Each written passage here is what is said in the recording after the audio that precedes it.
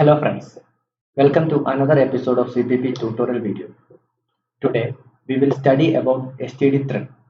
STD thread is introduced in STD library from C++11 onwards. That is, to use STD thread, you must be using C++11 supported compilers. As you all know, threads are one of the most important part of every mission critical software.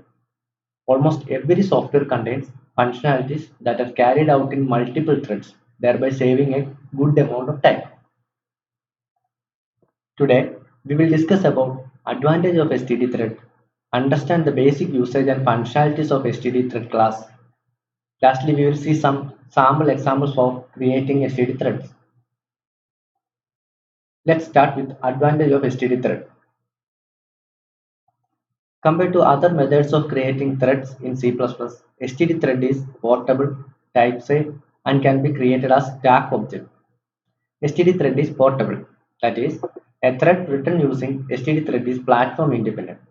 The same STD thread interface can be used across Windows, Linux, etc. This promotes generic programming, where everyone can understand the code very easily. Also, there are other facilities like mutex, conditional variables, logs that have been standardized by C++ committee. So every C++ implementation is supposed to implement them to comply with the C++ standard. Together with these utilities, one can always write platform independent and efficient programs. STD thread provides parameter argument type safety. That is, at compile time, compiler shall verify whether the correct type of variable is used or not as parameter to the thread function. If the compiler identifies any violation, the compilation shall fail. Thus, this prevents any sort of runtime issues due to wrong type conversion. For example, in Windows, the Win32 thread API create thread uses void star as parameter, which then is casted at runtime using reinterpret cast to the corresponding required type. If the type is not castable, then runtime error occurs and it leads to undefined behavior. Also, STD thread can be a stack object. Unlike other thread creation APIs, STD thread is based on objects. Since they are instance of class named thread, its object can be created in stack memory, thus avoiding any need for manual resource freeing. Also, if the thread instance is needed as pointer, then it can be used with smart pointer, which again thus avoid any need for manual resource freeing. This makes code cleaner and leak free. Let us now understand about how to create a thread, what are the important functionalities the thread class exposes for usage.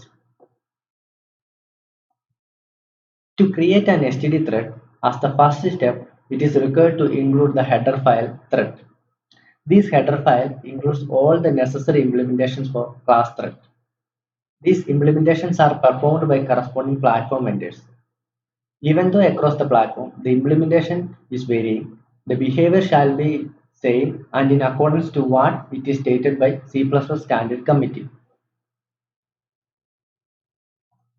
The next step, that is step 2, is to construct an object or instance of the class thread. A thread's class instance can be created in three ways as shown here. 1. Using default constructor. 2. Using initialization constructor. And 3. Using move constructor.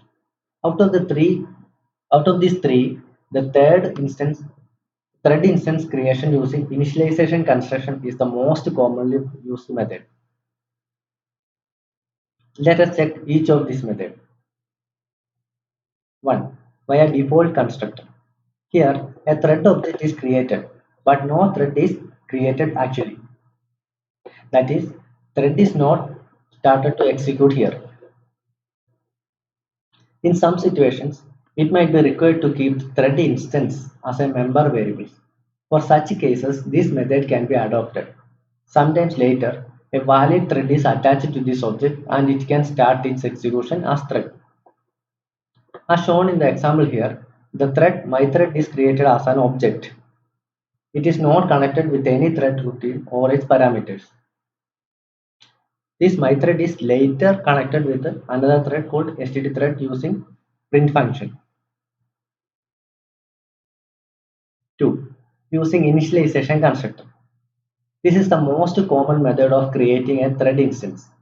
Here, the thread instance is created using the thread class initialization constructor. This parameterized constructor accepts a thread routine and its parameters. There can be multiple parameters. Here the thread routine starts executing immediately once the execution is created. In the given example, the thread instance myThread is created by specifying the thread routine as print, which appears as the first parameter. The moment of the object is created, the thread starts executing the function print. 3. Using move constructor. Sometimes it might require to create a thread from another thread. Actually, in this case, a new thread is created. Instead, like in a relay event, there where the baton is handed over to the next position person, the ownership is transferred from one thread object to a new thread object.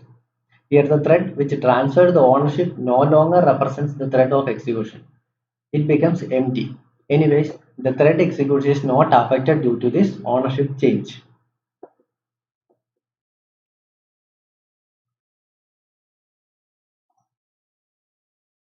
Step 3 is very important. By performing step 1, step 2, we have created a thread object and started the thread execution. Now, it's required to make a big decision. The decision to whether wait for the thread to complete at somewhere or just allow the thread to execute freely without any further control on the thread. For enforcing such a decision, the std thread provides two functions named join and detach. Let's see about each of these provisions. Join thread.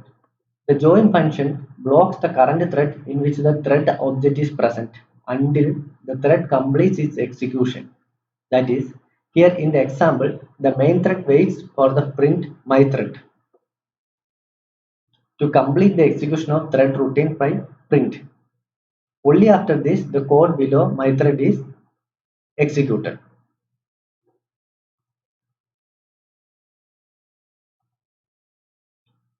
To detach thread. The detach function is used to separate the thread of execution from the thread object, allowing independent execution. Once detached, it is not possible to control the thread which is detached. Thus, that thread becomes a daemon thread. Daemon threads are threads whose lifetime is not controlled. This is normally a bad practice to spawn daemon threads. So special care has to be taken before deciding to detach a thread from its thread object. Here, without even completing the print function, the return statement is executed.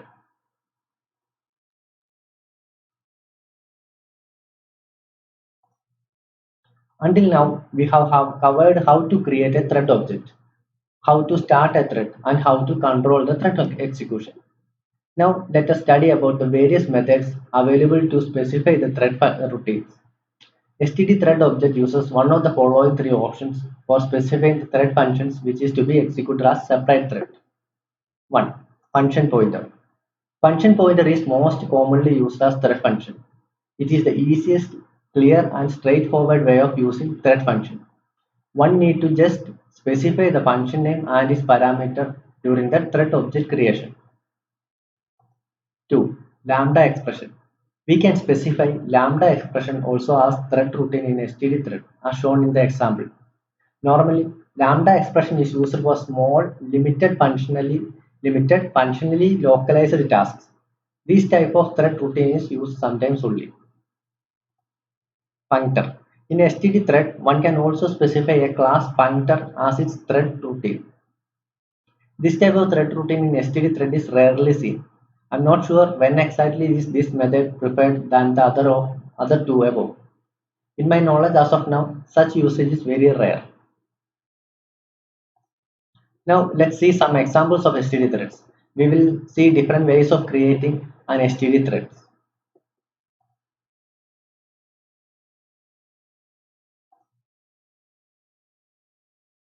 Here, different ways of creating std threads are given. In these first cases, we are using static class member functions for using as the thread routine for this thread 1 and thread 2. Here thread 1 uses the printer print event, which is a static function. Also similar to that, the thread 2 also uses a static function print odd. Here the difference between thread 1 and thread 2 are thread 1 is a stack object and thread 2 is a pointer object that is created in the heap using new. Coming to the next example, here we are using a normal class member function. Here the class member function is not a static member function. So we need to pass the local object's address to the thread function. Here, as shown here, it's printer. Here the function print numbers is a normal class members. That is not a static class member. In the fourth method, we are using a normal function for as thread routine for thread 4. That is here, it is simply a C function. Here there is no classes associated with this one. And the last one is how we can specify lambda function in the thread. After creating thread 1, thread 2, thread 3, thread 4 and thread 5, all these threads are joined to the main thread. That is, only after all these threads has completed its execution, the main thread shall return. Also, it is important to know that platform independent libraries like pthreads or Windows Win32 APIs provide more control over threads comparing to C++ thread library. For instance, Windows Win32 API thread library allows us to set thread stack size, which we cannot do with the C++ thread library without using platform independent code. In this tutorial video, we have covered basics of STD thread, its advantage, usage, and seen some example program. Please let us know your doubts, suggestions, or comments in the comment section. If you have not yet subscribed to this channel, please do subscribe and press the bell icon for further notification. Please do like and share it with your colleagues. Thank you for watching the video.